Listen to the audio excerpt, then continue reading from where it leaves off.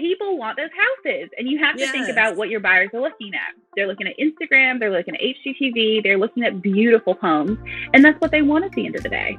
No one wants to go home to brown floors, brown walls, and brown couch. Renovating your home doesn't have to be difficult. It's all about understanding some key principles and having a plan. Welcome to the Behind the Renovation podcast. I'm your host, Alice T. Chan. I've been obsessed with all things home since I was 10 years old and have been improving homes professionally for nearly 2 decades.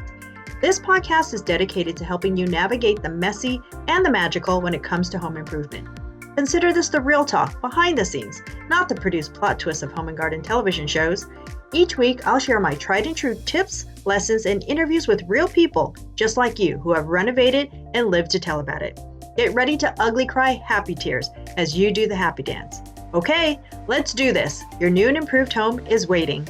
If you're in the process of selling your home or preparing your house to sell, this season of the Behind the Renovation podcast is perfect for you.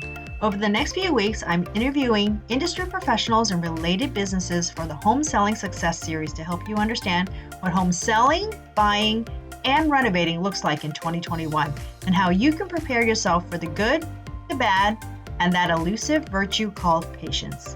In today's episode, I'm interviewing Lindsey Childs. Lindsey specializes in residential remodels and custom draperies through her company Navy and Gray Designs located in Macon, Georgia. When she isn't creating a new space or managing a project, Lindsey enjoys spending time with her 2 children, hosting dinner parties, and visiting with her friends on her front porch. You can find Lindsey on Instagram at Navy and Gray Designs or visit her at navyandgraydesigns.com.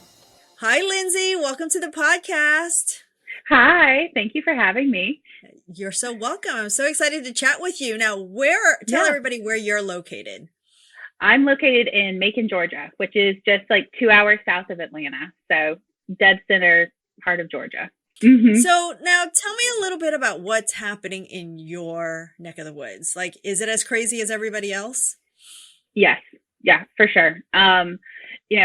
Houses go under contract the first day. There's multiple offers, bidding wars. People are paying thousands over just to get the house. So it's absolutely crazy. So that's either good or bad for business, yeah? Yes, both. I mean, I'm staying busy, but there's also such a low number of houses going on the market. So the demand is just so high and there's just not that much to buy right now. So in that case, because this is kind of, it seems to be an issue that's happening across the country, which is, again, if you're selling, you're in a great position. If you're buying, it's obviously a lot more challenging. But from a selling perspective, are you getting any pushback from realtors or even the homeowners about not needing to do very much to put their house on the market? Yeah, there's definitely people who are always like, I can list my house as is. And honestly, in this market, they're going to sell it. But, they have less money on the table. And it's kind of the same concept of list your house without a realtor, you might miss something. List your house without a stager looking at it, giving you professional input of what needs to be there in order to add value to the sale. That's what, I try to tell clients. And I have some great real estate agents I work with who understand that and communicate that to their sellers. And it really does pay off when they listen and do everything the house needs. So, yeah. I always wish that there was there's a way you can actually true experiment, same exact house side by side. One is done properly and one just decides, let's just throw it on the market and see what happens and see what the real results are. Because that's the only way that we have lots of statistics that show us that, preparing your house to sell, staging it, renovating it for resale is going to get you the top dollar that you're looking for. But to see a true number, like how much you're actually leaving on the table, would be eye-opening for a lot of people, I think, because if it doesn't relate to them specifically, sometimes I think people just brush it off as, no, we'll just take our chances. You're like, all right, well, more power to you. Yeah, no, exactly. I did have one client a couple months ago. I guess we listed in March. He bought recently, so he knew what his house was worth. And I went in and I gave him this list. Basically, we had to take an orange countertop out. We had to do some painting. I'd already decorated part of it, so we had a great color palette. But because he knew what his house was worth, we were going for this. But once we did all these little upgrades per se, just to really make it appealing. It ended up appraising for more than he thought it was worth and selling for that. So in that case, it really did add value. And he had, I think, 3 overlist price offers within like 12 hours. So, Wow. I can't tell you that would have happened with Orange Countertop, because there, none of that stops people from buying a house. But at the same time, when everything is done so well, and that we switched out for marble and it just looked beautiful, and it wasn't a crazy expensive thing, but it was something that would really detract a buyer of being like, that, staging is all about adding value to the house. Yeah, because countertops is, for a layperson, would seem like a big deal. Like, oh, it's going to be expensive. It's going to take a lot of effort to replace. But if it's already done for you, then yes, obviously it's a lot more attractive, and it makes it that much more attractive to everyone. Yeah, orange countertops, not the thing nowadays. Nowhere in the country. No. And we got lucky because there was carpet on the floor, but pulling it up, there's actually some really cool retro tile. So I was able to play off of it and change a light fixture. And so, it looks like $1 million in the end, but you have to have the vision and the gumption to go do it and change it. So right. So what are some of the recommendations that you generally make to your clients about updating their homes? Most of it is paint and lighting here. I think everyone has a trend in their market as far as like what kind of real estate it is. We have a lot of basically suburb kind of country type homes that, were built, but people didn't really upgrade a lot. So the ones that do go to like the cooler, more neutral color palette and update their lights to something other than the low special or the blue light special, really do so well in the market. I know we're like, we're not the blue light special. But people want those houses, and you have to think about what your buyers are looking at. They're looking at Instagram, they're looking at HGTV, they're looking at beautiful homes, and that's what they want at the end of the day. No one wants to go home to brown floors, brown walls, and brown couch with a antler hanging over the mantle. Different. Yeah, they want cute. Yeah, and everybody deserves to be happy in their home, and so much of the colors and lighting and texture evoke all those feelings and emotions, and that creates a better sale. No, absolutely. And especially since over the past year, I don't know when you guys started. I don't know if you guys have restarted doing regular open houses to the public yet. I think over here, we just started in the last 2 weeks or so. But for the past year, everybody's been buying online. So they're looking for properties online. They're only basing it on the photographs that they see or the video tours that they see. So whatever is going to catch their attention is going to stop the scroll when they're, when they're looking for different properties. The one that looks the most attractive is the one that's going to get the most attention. So if it looks like what they already have at home, that's not what they're looking for. Even if they don't think they need to do much for their own home, when they're buying a new home, all of a sudden it's like, oh, I don't want that. You're like, okay, well, all the more reason you need to do something with what you have. Yes. No, for sure. Yeah, I don't know that we've really gone to open houses yet, but I feel like things are selling so fast they don't even need them. So I think they literally just book appointments. And I tell my clients, I'm like, we're going to get your house in perfect condition. We're going to shoot photos, and then you need to leave for 2 days because you're not going to keep this up, and they're just going to be showing your home.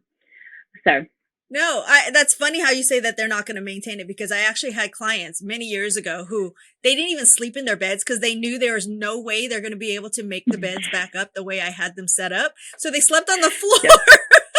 I had a client do that. The orange countertop guy, he did that. I think he slept in his sleeping bag. He's like, I can't mess the bed up. That's so hilarious. Like, you know what? You got to know what your strengths are. And if you know there's no way you can like recreate it, then, it's like you said, the market is so hot, you're probably going to sell very quickly. So that little bit of effort and a little bit of sacrifice is going to gain you so much more in the long run. So if you've got to camp out on your floor for a day or two, sacrifices. I know. I packed up and moved to my parents. I was like, I'm not keeping 2 kids selling a house. Like, we're leaving because it's so intense. It's, it's intense. And then everybody's like, don't clean. Like, I don't want to clean anything else. Yeah. Yeah. No, it's true. You don't want to be yelling at your kids, pick up your toys, do this, do that. It's so much more frustrating than it needs to be. Oh yeah. For many people, I used to say, if you're able to leave the property, for the time that your house is on the market, then that's less work that you have to do. Then when you come home, the house is sold, you could just go back to living your life. And not worry about putting dishes away right away, not making, if you're not one to make your bed, although I do highly advise people to do that, but oh yeah. You don't have to have the model home bed, you could just live your life. But it makes it easier. Make your bed. Yeah. Make your bed, close the toilet seat, empty the sink. Yeah. Just some simple things. I just love that you said close the toilet seat, because this is the biggest controversy of all time. I literally am searching for MLS photos for those times when somehow the photographer, the realtor, the whoever just leaves not even just the lid, not the seat, but the whole lid.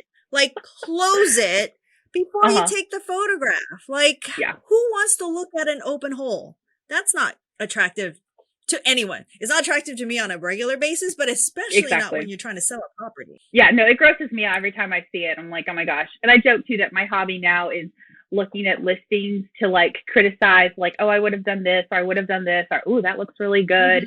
But it's kind of a hobby to be like, oh my gosh, like, and sometimes it's little things too, because also like, if they've just taken a little bit of effort, and I understand people are overwhelmed, people are busy, but I'm like, that's why we exist. We, the staging industry exists to do that.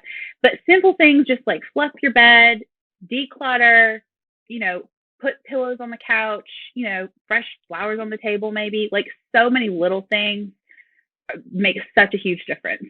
So, and that's where even those little things, they've left money on the table. Yes. No, I agree. I mean, sometimes I understand you're cash strapped. You don't have a lot of funds to do it, but it doesn't cost you anything to clean your house.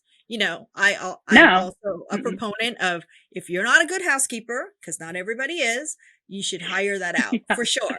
Right? Yes. Like, it's worth every penny to have somebody else come in and deep clean your house so that there's not, dusty baseboards and dirty vents and, sticky cabinets like that. That's not buyer attractive at all.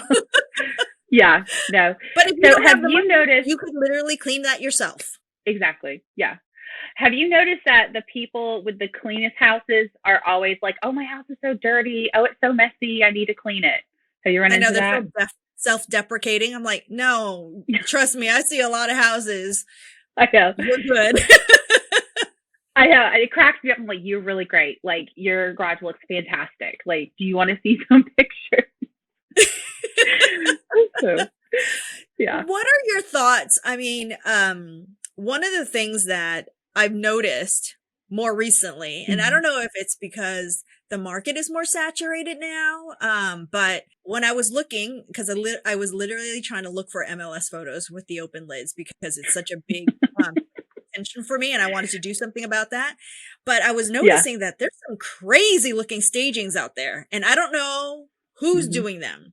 If it's the realtors who decide, well, I could do staging, or if they're newbie stagers, because it's an open market. You can come on in and hang up a sign and say, I'm going to stage your house. And there's so much work out there these days because there's so many homes. But not everybody is, just because you call yourself a stager doesn't necessarily mean you know exactly what you're doing, or you know what you're doing at all. In many cases, this is true. This is true. Craziness out there. Are you noticing any of that in your market? A little bit. It's not anything crazy. I mean, I think there's definitely some of them I see, they're really beautifully done. And they're almost like overly designed homes that are staged. And that, I'm like, it's beautiful. It's like absolutely beautiful. But if you're selling a home, you're trying to get the most people to look at it. And a lot of these times, these are the high dollar homes that have such a small, portion of people that are even looking to fit the criteria for that. So I kind of see it the opposite way here of they're beautiful, but sometimes when it's too decorated and too perfect, then I think that closes the buyer off too, because they're like, well, that's not how I live, or I couldn't live there. So it's not relatable. But there are, Yeah, it's not relatable. Exactly. Just like over here too, nobody wants to go to a house with 14 deer heads on the wall. So, we have a lot of that. You need to take all those down.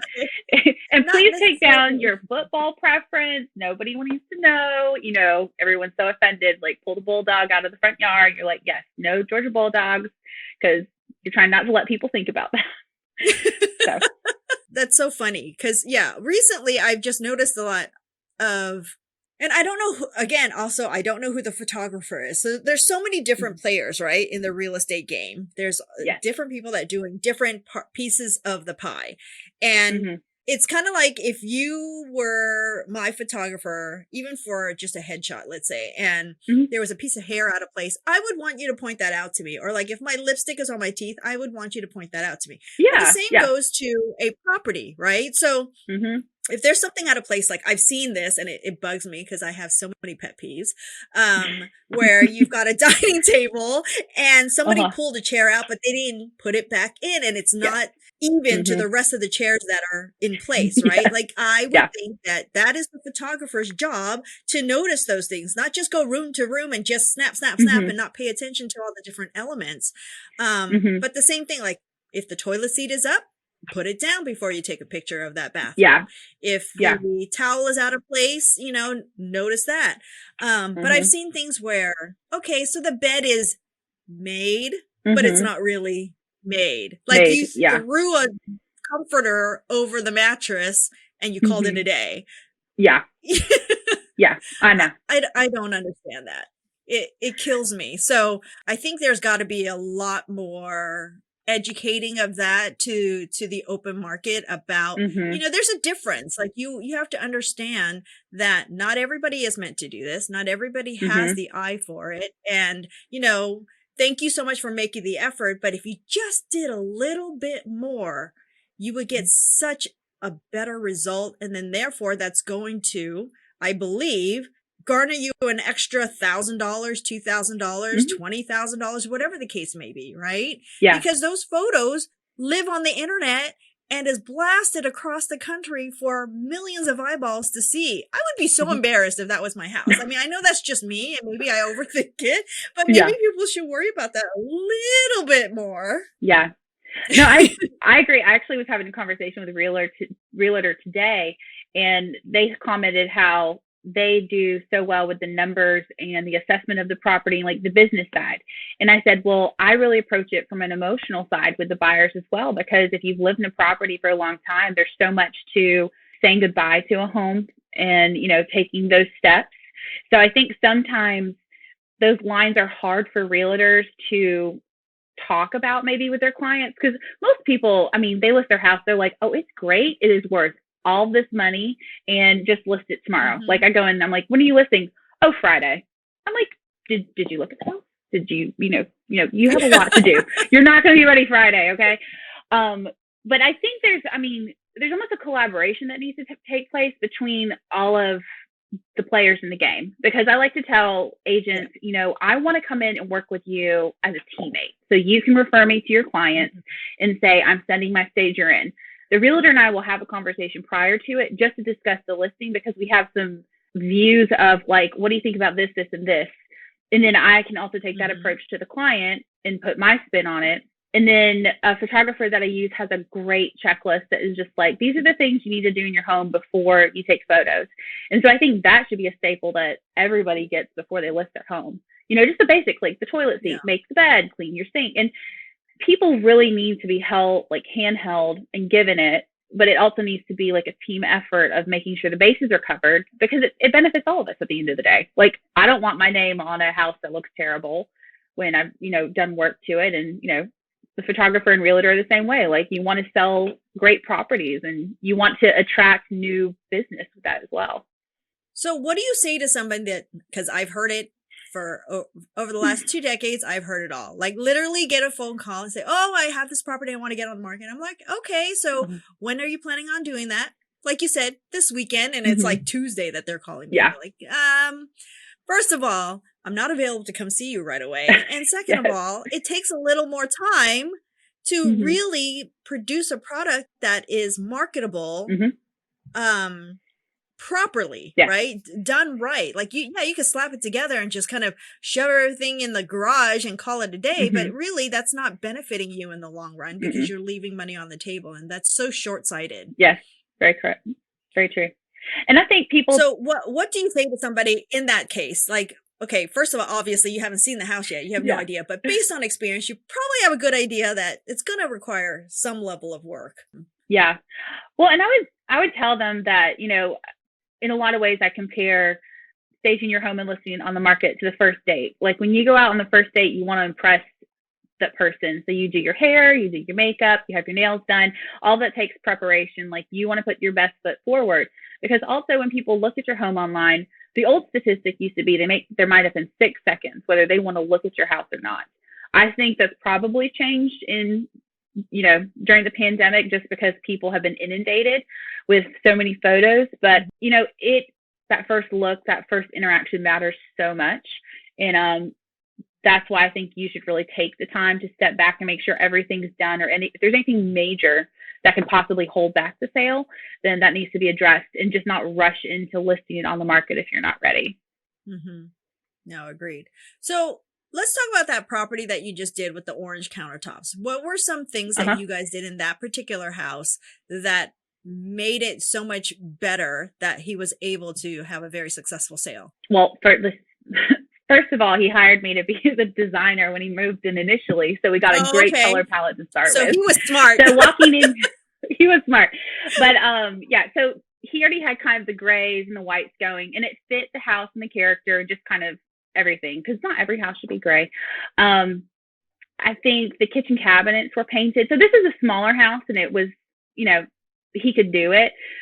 We added hardware. So I added lucite and gold hardware, because I was like, it's also knowing about who's your target market and who we're appealing to, because it's probably a younger couple, probably not a family, but it's like, let's put some trendy, cool things in here. And I was like, this looks great. Like, I want this. Hung a light fixture. And then the biggest change I think that really came was he had a basement. And I ended up staging it as an Airbnb and put up some peel and stick wallpaper. And just that, that's one of my favorite like contrast pictures of like, you can look at an ugly brown wall, or you can look at a really cute print and a tree and, you know, tables and chairs, and, you know, like get a feeling for what the space can be. And, you know, people are looking for different things too. If you want to have it as an investment property, or if you have a teenager to live downstairs. So that really made That's fun. I wish we don't have basements here in California. I wish we did. That would be so cool, just to have like an extra space that's literally kind of like the square footage of your property, like the at least for one single level, but then it's underground and it's a way to get away. And how handy would that have been over this past year for shelter in place? I know. They're not as popular in Georgia. I mean, there are a few, but they're not like every home. But yeah, they are. Okay. If they're finished, they're great. A lot of them, I would say, here are unfinished and a little like, you know, heebie-jeebies. Basically an attic under your house is what it becomes.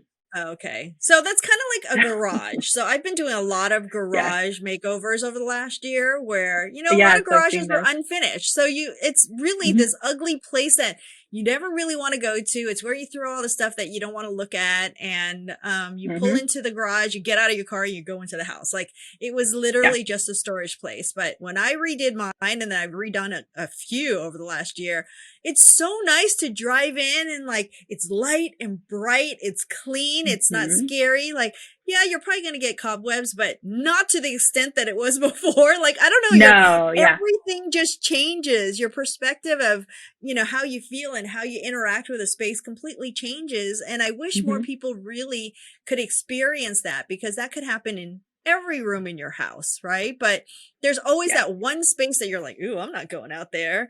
But then you do a little something, and then it's like a 360-degree difference in how you view the space altogether. I'm interrupting my own podcast to let you know about a tool that I created to help those of you who may be feeling overwhelmed by the thought of a home renovation. When it comes to renovating your home, we know that you want to finish your project quickly and efficiently, especially when preparing a house to sell. In order to do that, you need to know what to do and in what order. The problem is there are many moving parts and it can be overwhelming. We believe renovating your home does not have to be difficult. It's all about understanding some key principles and having a plan. Over the past 2 decades, we have consulted on millions of dollars worth of real estate sales, and as a result, clients have done the happy dance all the way to the bank. Here's how you can do the same. Eliminate the guesswork and get your copy of the home selling edition of the Renovation Planner. The Renovation Planner was created to guide you through your home improvement process from start to finish. The planner will help you build your project plan so that you can renovate with confidence. This new edition will be available at therenovationplanner.com. That's therenovationplanner.com. If it's not live as of this recording, join the waitlist and you will be notified as soon as it's ready for purchase. In the meantime, you can also download our free guide to avoiding costly mistakes on your renovation projects so that you can stop spinning your wheels and start improving your home today. All the links are going to be in the show notes, or you can visit us at alicetchan.com for all the information that you need. Cheers to your soon-to-be new and improved home. Oh, absolutely. Absolutely. I just finally got my bedroom painted from a dark gray that it was when I moved in to a nice creamy, light, bright color. And that has made such a world of difference of it's relaxing, it's soothing, it's calming. And it's also knowing, I think, as a person, what kind of colors you like and what feeling you want to have in a space. Mm-hmm. So I'm not a big fan of dark gray dungeon like cold room. So yeah. So you probably wouldn't like my living room, but I did do it a very, very dark charcoal, almost black, because we don't get a lot of light in that room, it looks very black, but in the sunlight, that same color is actually just a dark gray. And not even that dark of a gray, but I love it because it's so moody and I love a moody space, and it just transformed this really ugly fireplace into something very sophisticated. I'm like, damn, why did I wait so long to do it? It looks so much better. Like I was staring at that ugly wall for so many years, and it didn't even take that long. It's just one of those things. You just got to make a decision. I'm going to do it. And then once you do, you're like, why did I wait so long to do it? Which brings me to the point of there's so many people that actually do a lot of this renovation work or these upgrades to sell their property. Mm-hmm. But how much better would your life be if you actually got to enjoy some of those upgraded spaces prior to selling your house? Are you seeing a lot more people wanting to do that now? Like, if, for instance, your client that you worked with, who you were designing a space for him, and it just so happened that he ended up selling the house, right? And so he was that much far ahead in the game. And then they don't feel gypped, because I know a lot of my clients used to feel like, oh man, I'm doing this for someone else. I'm like, well, you could have done it sooner. Yeah. Yeah. I've had so many clients do the same thing. They almost get, and I think I would too, like once you put so much money into something, then you have to walk away from it. You're like, this is so nice, and I didn't get any of this. There's so many emotions to it. But I have a client now who is a fabulous project, and I cannot wait for it to come together. But that was basically their choice. She's like, my husband doesn't want to leave the property, and we've lived here for a long time, and I want it to be everything I've wanted it to be. So we are renovating things, painting everything, transforming it, and we are keeping them and their style and their home intact, because I'm like, I don't want to take all of the character out of your home, all of your memories, but when you can just elevate the home and bring the colors in and, make it that thing you've always wanted. Like as simple as trade out your laminate countertop for, quartz countertops or something like that. Like, I think that's one thing that people don't think about, the impact and just the day-to-day living of what that does for you and how great it can be. Yeah. So, and I think with the market too, people are really looking at what can I do in my home so I enjoy it, because I can't find something to buy. Because these days people are buying their homes and going to an apartment. I'm like, sure, that's great. You sold your home and you sold it for a lot of money or sold it quickly, but like, where are you going? And, going from a great house to an apartment, I don't think is, I guess people. That's tough. Yeah. I mean, it's a different lifestyle. Unless you're really, if you needed that money for a different reason, that's personal choice. But going from a home to an apartment, there's so many limitations that people don't realize that you now have that you can't do in a rented space, especially in an apartment type of dwelling versus in your own home. Yeah, no, for sure. That's interesting to me, because I would feel like right now, because having to had stayed in your own home for the past year, you would want more space than less, unless you're totally downsizing because you need to, and you have no need for a big, huge space anymore. Yeah. And I would say most people are not downsizing. Like, they're upgrading. There's definitely still that, there's always going to be a group that's going to downsize. But I feel like here, everybody is like, well, my money can get so much more. And so they're buying the bigger house and more acreage, or maybe moving to the place they really wanted to be. And I think that's fabulous. If you can get the house and the lifestyle and what you want and afford it, that's great. I do worry about the people buying them that are not going to upkeep them for what the value is, because they got into it so fast because of the market being so fast. Like, I'm waiting for the buyer's remorse to hit, because these people are buying houses in 24 hours. And you guys have more older homes in your area, right? Because are there a lot of new builds, or are they generally like older properties? There's a lot of new builds. It kind of depends which way you're going. Macon itself definitely doesn't have too many new builds, and it has a lot of, historic antebellum properties. So there's historic homes. There's a bunch of like 1960s, 70s ranches. They're in the north and south are really booming, and there's a lot of new builds there. So it's a very diverse area as far as what home you can buy. Okay. And do you guys have do you have more like single family properties out there, or are townhomes and condos a thing in your neck of the woods? Townhomes and condos, not so much. Okay. It's definitely like single family homes. Downtown Macon has definitely been revitalized in the last few years. And there's some really cool apartments going in, and, kind of like lofts and stuff like that. And just that, there's definitely a shift there. I think they opened like four breweries in Macon, like in the last year. And I was like, okay, people really like beer and football here. But I think everybody's ready for, like, I don't know, just to have a culture and just to have like an identity and, build that community. And there are a bunch of young families, so it's fun to see how they move in and kind of change the areas, and, everything keeps evolving. So.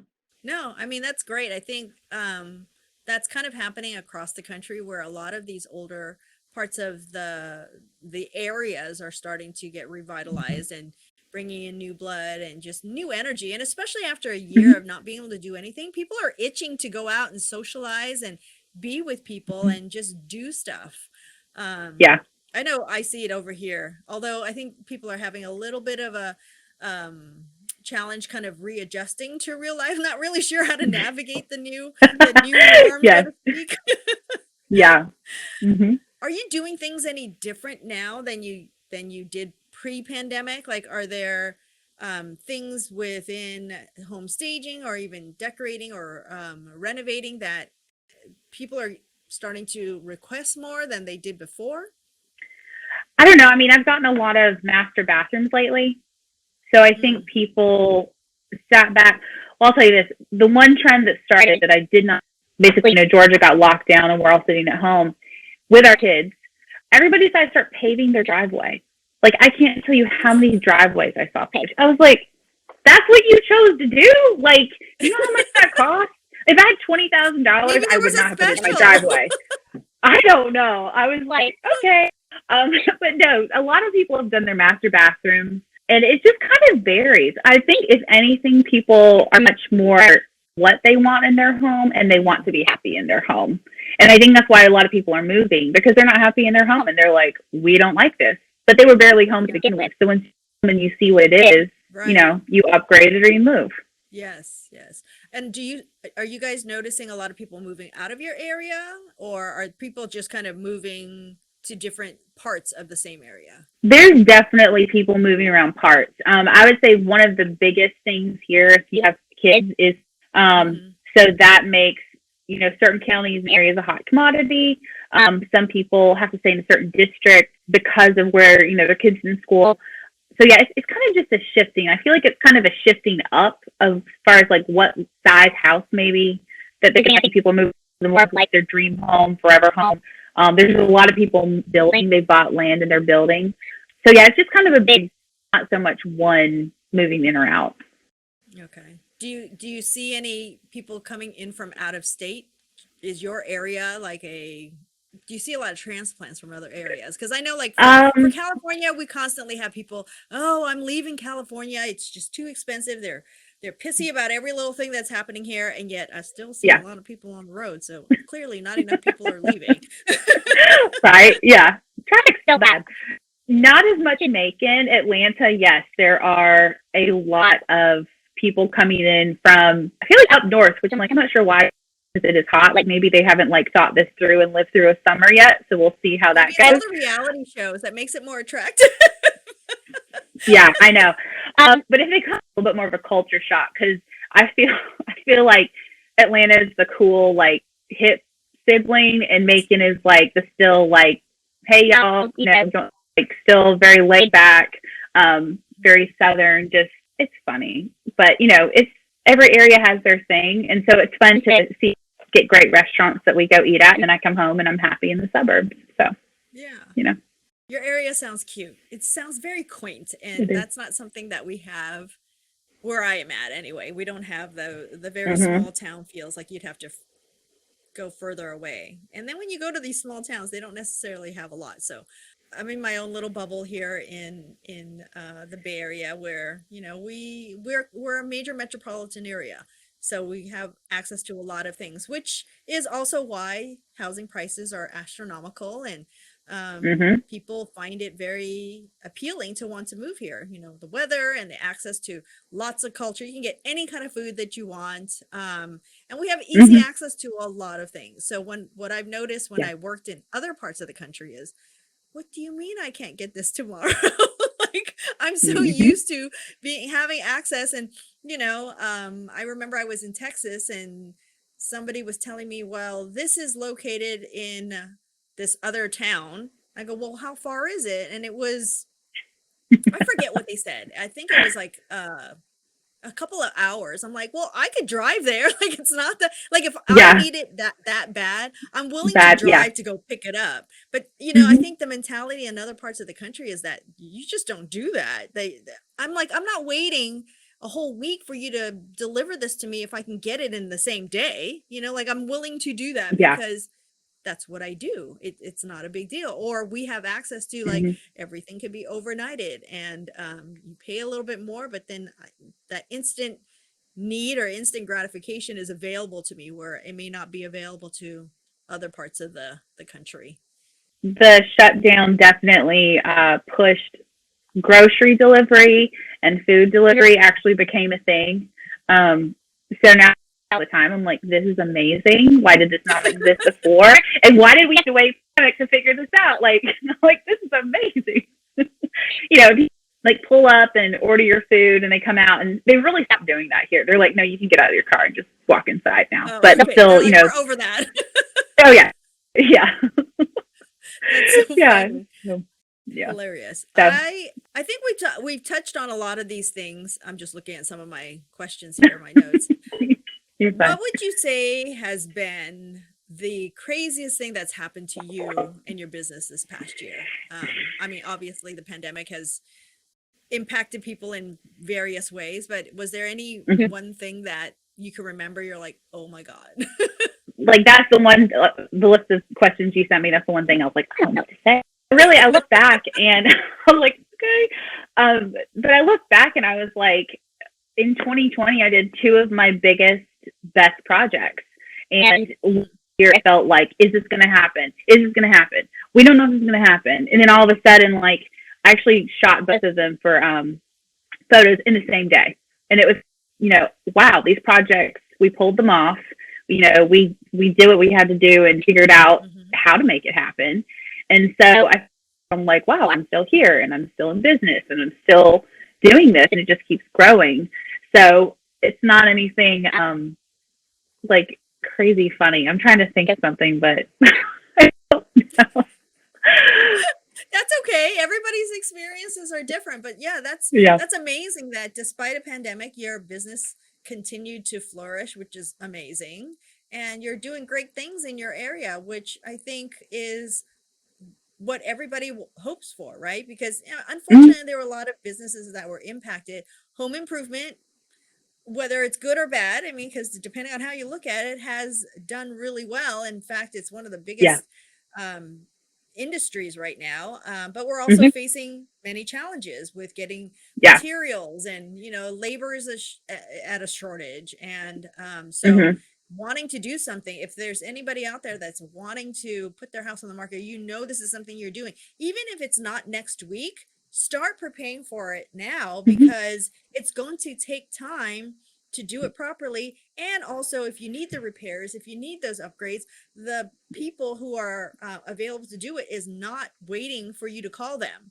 They're out and Yeah. about and they're working. So Yeah. and then collaborate with someone who is in your area that is knowledgeable about Mhm. about all things design, and specifically about how to better market your property so that they can lead you in the Mhm. right direction, so you're not you know wasting money doing things that are not necessary, or doing the wrong things that someone's going to come in and say, oh, sorry, you painted it that color, but that's really not going to work. And you got to do it all over again, Yeah. because nobody enjoys hearing that. No, not at all. And I think that's one thing, like sellers, that it takes time. So I worked on a huge property. I think it was 8,000 square feet. So it was a really big house. But I met with the end of January. We started prepping everything in February, and I think we prepped and then staged. It took about 3 months to get it ready. But she had an offer the first day. So, it's kind of like That's amazing. when you do it, it pays off. Yeah. Mhm. And nobody wants to hear that. And they're like, oh, you have a few months. But anytime I do a consult, the timeline, and then I'm like, do you have anybody lined up? If you do, get on their books. Like, right now we're waiting more for trades to be available than we are, for other things. So, Right. Have you ever been in a situation where, here I go, yeah, my brain like completely forgot the thought. I'm like, as you were talking, I'm like, I want to ask her this, and then like, phew, it just went I know. Well, away. I had a great story earlier, and I was like, I was going to tell Alice that, and I'm like, I can't remember what it was to say in my life. Like, I don't know. I know. I I don't was know. in the shower this morning, and as I was listening to something, I'm like, "Oh, these are some good questions." And then like I'm like hurrying out of the shower so I can write it down before it like disappears from my Uh-huh. brain, which is something that happens quite often these days, which is so freaking annoying. I know. I talk to Siri in the middle of the night and give her reminders on what to remind me the next morning. I'm like, hey, tomorrow at 9, remind me to do X, Y, and Z. My brain doesn't sharpen. And I'm thinking of all the That's to-do so lists to do. Oh Mm-hmm. my goodness. Yeah. Have you, because you are in Atlanta, and I think a lot of the home improvement hubs are based in, well, you're not in Atlanta, but it's relatively close to Yeah, you. just south. Has Yeah. it been easier for you to get materials, or are you experiencing challenges out there as well? It's not been too hard yet. Okay. I have started kind of jumping on things a little bit faster. Like, there's an order I have to call today about to be like, you for sure ship this, right? Like, we're really sure it's in the mail. Because I've also learned, like, it can say it is, and they'll be like, oh, sorry, we ran out of that, and we'll tell you later. And really, it's not so, that's part of the design side too. Like, you want the design, but then you have to figure out what is here and what's available. So I've kind of figured out where my availability is, and you work from that. But I mean, right now I'm waiting on lights for a house, and we're literally waiting on the carrier. They're like, they've shipped, we're waiting. They're 2 weeks behind. So, yeah. So transportation has, the logistics have been quite a challenge. Yeah. And, there's a problem with Amazon stuff, because we actually have an Amazon, I don't know, Like a giant, distribution center nearby? distribution center south of us. So that's not too bad. But, big stuff, furniture, freight, anything like that, there's definitely delays there. So Yeah. that's been fun. I think it was last summer, I was waiting on window covering. So it was shutters, blinds, everything to arrive. Mm-hmm. And Mm-hmm. it shipped. Like you said, you're tracking it. It shipped. It was local. It was here. It just never would get to the house. And every single Mm-hmm. day it was said it was on its way. And I'm like, what the heck? I think it took 2 weeks, almost 3 weeks. And I even went down to the FedEx Yeah.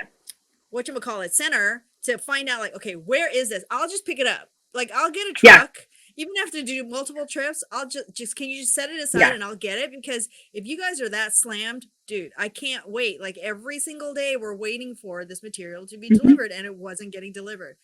And don't even ask me what happened. I have no idea. Then one day we're in the garage, we're all doing stuff. FedEx truck rolls up. Oh my God. We were so excited. I started jumping up and down. I was screaming. Oh, yeah. We were helping the guy unload everything. I mean, we had like 30 boxes of stuff that we've been waiting on because it was a new build property that we're working on, and Yeah. all the new houses have like a bazillion windows, right? And Mhm. he couldn't explain it. I'm like, what happened? He goes, I don't know. I'm taking over this route for someone else. I'm like, Mhm. dude was just driving around in the truck with this material, not delivering it. I don't know why. And the house is located like a half a mile away from the distribution center. There's no excuse. I don't understand it, but you Yeah. know. Yeah. And I think that's where it's even more important now to have somebody involved from our side in a project because we understand all of that and we also understand how to cope with it. And like as an entrepreneur, you're used to well, let's figure this out and let's go this way. And that's like a daily occurrence, if not hourly occurrence sometimes. And you know, I love being that go between for a client and a contractor to help them make the process that much easier. Because I mean, my FedEx guy too, he's like, it's crazy. They're paying us extra to work on Sundays. You know, there's just so much stuff that people are ordering because people also went Amazon Prime crazy, I think, and just ordered tons of stuff. So, Right. Well, that's why they're giving you you know, like promotional credits for like not having it next day. ship this all together and take longer and save money. And I'm like, yeah, no, I'm so fine. So I did order a new cell phone, and this was a couple months ago. And they're like, oh yeah, it'll be there today. You know, then we'll have somebody come out and help you set it up or something, like transfer something. It never showed up. And they're like, oh no, we delivered it. And I'm like, I've walked around my whole property. I've been home all day. There's nobody here. Like, nobody's been here. No one's delivered it.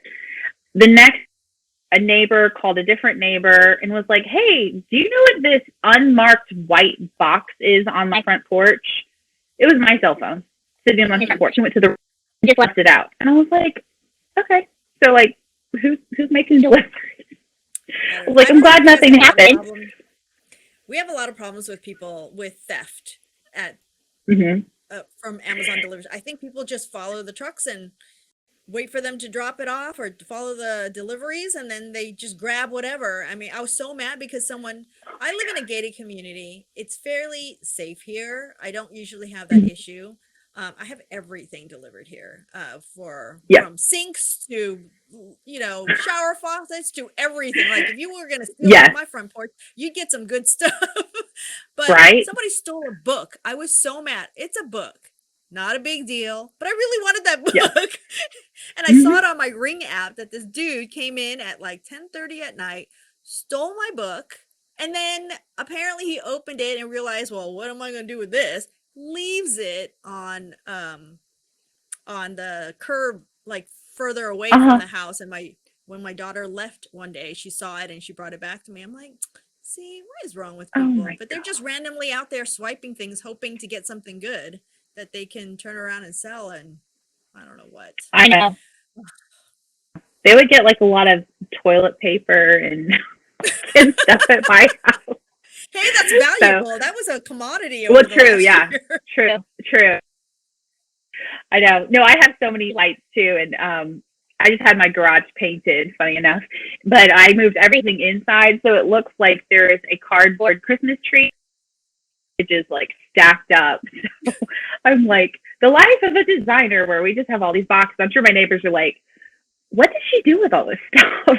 Because X is here like all the time dropping stuff off. Yeah. I secretly love it. It's like every day I get a little something. It's fun. I know. It's okay. This is done. Yeah. Okay, great. Now it moves to this. Yeah. Yes. No, it's fun. It's exciting. So yes. Constantly project managing. That's what we do. Life. Okay. Yes, well, I think absolutely. That's pretty much everything I have. I mean, unless you have any last minute tips that you want to offer, homeowners as they're preparing their houses to sell. Like even in a hot market, we should definitely do a little extra to put a little extra back in our in our pockets because it's worth it. Mm-hmm. Yeah. I would say neutralize as much as possible. So, take anything sports related, in my area, mounted deer head. But yeah, just really not for homeowners not to try and overly stage their house. That's when you're kind of you didn't need 14 teal kitchen accessories on your kitchen. We just want to see your kitchen. Clean kitchen counters are fabulous. But really, and then too, right before you show, make sure your air is on, make sure your lights are all on in your house, make sure it smells good. Don't cover anything up, but your house, it should be welcoming when people walk in and to see it. And so they're really, the whole baked chocolate chip cookies type thing. Maybe not that, but just even having it smell good and fresh, that is essential for making a buyer have an emotional home and then, bring you an offer so you can sell it. I agree. Quick question for you. When you said, neutralize it, I feel like sometimes people take that to the extreme where it ends up being too much of a vanilla box where there is no personality. So what are your thoughts on that? Because I feel like sometimes when everything is a little too plain and not exciting because it is overly neutralized, there's nothing memorable about it. So is there anything that you do in some of your properties that that you would recommend people do in their own homes? Yeah, here we tend to have more just brown boxes, brown on brown on brown than white boxes. So it's probably California versus y'all a little bit more trendy, but yeah, I would just say even on, I tell people too, your home needs to have a color theme, because if you think about your looking at photos online, they need to connect and tell a story. So you want to kind of keep that going. Obviously a kid's room is different. We know those places, but your kitchen, your dining room, even your master really should coordinate as far as the tones and the color. And that can be as simple as go buy some throw pillows and pick to do, I'm just saying navy and gray. And, these are your colors. I know. And then also please add white to your space. Here people need white so much. Just buy a white throw, a white fuzzy pillow or something like that, and just break up the monotony. So I would say give your house a color story. Is there a lot of wood in your area? Is that why? Okay. And are they against and completely opposed to painting the wood out? Yes and no. Some of them are. Some of it, I feel like the builders in this area just said builder brown is great, and so for the last 30 years, that's all they painted. And then now they've picked non-offensive gray, which in my opinion is still too dark. Because I'm there's a good gray and there's a cold sterile gray. So just finding the happy medium. But really, the houses are just older. So it's almost we're kind of stuck in the 1990s, 2000s times capsule. And we just need to out of it a little bit, take away the red dining rooms. And, people like neutral, calm colors. Yeah. And that also appeals to them. And if they really don't like it, then they'll paint it when they move in. I do feel like sometimes it's harder in areas where they're kind of stuck in their ways because that's just what everybody's always done. And I've had people, especially men, freak out you can't paint wood. I'm sure you can. It looks great. Yeah, I know. Oak is not the thing anymore. Nobody wants to have oak cabinets, and there are so many of those here. Boards and that's not it, and that's not appealing. So, but all the more reason, especially in your area, because that is so typical. When you do something that's atypical, it stands out. So it's kind of easy for you to have that opportunity to make your house look different from everybody else's. Yeah. One of the projects I did last year, we painted all of their oak molding white, and her husband crazy about it in the first, idea. And, but it's typical. Men love wood, and, a lot of people love the warm tones. But once we painted it and finished it out, his comment was it is in here, and like he loves the room and he loves the space and how bright and light it is, because it doesn't have to be, you still want those soft elements and just how much it opened up the space. And so I think people have to see the contrast and even the possibility of what their home can be, because that is one of the best before and after photos to show people, like, if you paint this, you get this, and what an impact that makes. Yeah, no, I agree. Yep. Those are the best testimonials. You're like, oh, I had no idea. You're like, I know. I know what I'm doing. I know. Yeah, just maybe, just a little bit. So imagine that. I know. All right. Well, where can people find you, Lindsey, online? So I have a Facebook page. It's Navy and Gray Designs. I'm also on Instagram. I have a website, navyandgraydesigns.com, that's currently hopefully going live, next couple weeks. We keep thinking it's ready, and then you have a few more edits, and you're like, okay, I have to change this and do this. But Facebook, I do. And then I've also opened up it's a private group. It's a Facebook group for busy working moms, and just some life hacks to make things simple for us, and just kind of connect up. Mom, we wear all the hats, do all the things, and what can we do to make it easier on each other? So fun. Well, we'll include that information in the show notes. So if you're listening to this or watching this and you can't remember what she just said, just check the show notes and it'll tell you where to go. Thank you so much, Lindsey. I appreciate you spending time with me. Yes, thank you. I really appreciate it. Thank you. I've enjoyed it. Awesome. You just tuned in to an episode of the Behind the Renovation podcast. If you enjoyed today's episode, be sure to leave a review on iTunes, and don't forget to share this episode with your friends on social media. Just make sure to tag me at Alice T. Chan on Instagram. For all the deets from today's show, visit us at alicetchan.com, click on podcast, and access all of the show notes from this episode. Imagine me raising a glass to you, a mug in this case, to your renovation journey. Cheers to your new and improved home.